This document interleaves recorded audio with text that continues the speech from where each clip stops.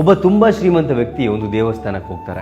ಆ ದೇವಸ್ಥಾನದಲ್ಲಿದ್ದಂಥ ಒಬ್ಬ ಸಾಧು ಮಹಾರಾಜರು ಆ ಶ್ರೀಮಂತ ವ್ಯಕ್ತಿಗೆ ಹೇಳ್ತಾರೆ, ನಿನ್ನ ಹತ್ರ ತುಂಬಾ ದುಡ್ಡಿದೆ, ಆ ದುಡ್ಡಿನಿಂದ ಒಂದಷ್ಟು ಜನರಿಗೆ ಸಹಾಯವನ್ನ ಮಾಡು, ದಾನ ಧರ್ಮವನ್ನು ಮಾಡು, ಅದರಿಂದ ಪುಣ್ಯವನ್ನು ಸಂಪಾದಿಸು. ಯಾಕಂದ್ರೆ ಯಾವುದೇ ಒಂದು ದುಡ್ಡನ್ನು ಕೂಡ ಸತ್ತಾಗ ಮೇಲ್ ತಗೊಂಡು ಹೋಗೋದಿಕ್ಕೆ ಆಗೋದಿಲ್ಲ ಅಂತ. ಸೊ ಈ ಸಾಧುವಿನ ಮಾತನ್ನ ಕೇಳಿದಂತಹ ಶ್ರೀಮಂತ ವ್ಯಕ್ತಿಗೆ ಈಗೋ ಹರ್ಟ್ ಆಗುತ್ತೆ.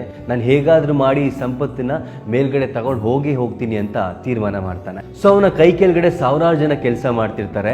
ಸೊ ಅವರೆಲ್ಲರನ್ನು ಕೂಡ ಕರೆದು ಅವನು ಹೇಳ್ತಾನೆ, ಯಾರು ನನ್ನ ಹತ್ರ ಇರುವಂತಹ ಆಸ್ತಿ ಸಂಪತ್ತಿನ ಮೇಲ್ ತಗೊಂಡು ಹೋಗೋದಕ್ಕೆ ಯಾವ್ದಾದ್ರು ಒಂದು ಐಡಿಯಾವನ್ನ ಕೊಡ್ತಿರೋ ಅವ್ರಿಗೆ ನಾನು ₹1,00,00,000 ಬಹುಮಾನವನ್ನ ಕೊಡ್ತೀನಿ ಅಂತ. ಆ ಕಾರ್ಮಿಕರ ಮಧ್ಯೆ ಇದ್ದಂತ ಒಬ್ಬ ವ್ಯಕ್ತಿ ಮುಂದೆ ಬಂದು ಹೇಳ್ತಾನಂತೆ, ಇದಕ್ಕೆ ನನ್ನ ಹತ್ರ ಸೊಲ್ಯೂಷನ್ ಇದೆ ಯಜಮಾನ್ರೆ, ನೀವು ಬೇರೆ ಬೇರೆ ದೇಶಗಳಿಗೆ ಹೋದಾಗ ನೀವು ಇಂಡಿಯನ್ ಕರೆನ್ಸಿಯನ್ನ ಆ ದೇಶದ ಕರೆನ್ಸಿಗೆ ಕನ್ವರ್ಟ್ ಮಾಡ್ಕೋತೀರಾ ಅಲ್ವಾ ಅಂತ. ಆಗ ಯಜಮಾನ ಹೇಳ್ತಾನಂತೆ, ಹೌದು, ನಾವು USA ಹೋದಾಗ ಇಂಡಿಯನ್ ರುಪೀಸ್ನ ಡಾಲರ್ಸ್ಗೆ ಕನ್ವರ್ಟ್ ಮಾಡ್ಕೋತೀವಿ, ಲಂಡನ್ಗೆ ಹೋದಾಗ ಪೌಂಡ್ಸ್ಗೆ ಕನ್ವರ್ಟ್ ಮಾಡ್ಕೊತೀವಿ, ಅದರಲ್ಲಿ ಅಂತದ್ದೇನು ವಿಶೇಷ ಇದೆ ಅಂತ. ಆಗ ನೌಕರ ಸುಂದರವಾಗಿರೋ ಉತ್ತರ ಕೊಡ್ತಾನಂತೆ, ಯಜಮಾನ್ರೆ, ಹೇಗೆ ಬೇರೆ ಬೇರೆ ದೇಶಗಳಿಗೆ ಹೋದಾಗ ಬೇರೆ ಬೇರೆ ಕರೆನ್ಸಿಗಳಿರುತ್ತೋ ಅದೇ ರೀತಿ ಮೇಲ್ಗಡೆಯೂ ಕೂಡ ಒಂದು ಕರೆನ್ಸಿ ನಡೆಯುತ್ತೆ, ಆ ಕರೆನ್ಸಿನೇ ಪುಣ್ಯ ಅಂತ. ಈ ವ್ಯಾಖ್ಯಾನ ಎಷ್ಟು ಸುಂದರವಾಗಿದೆ ಅಲ್ವಾ?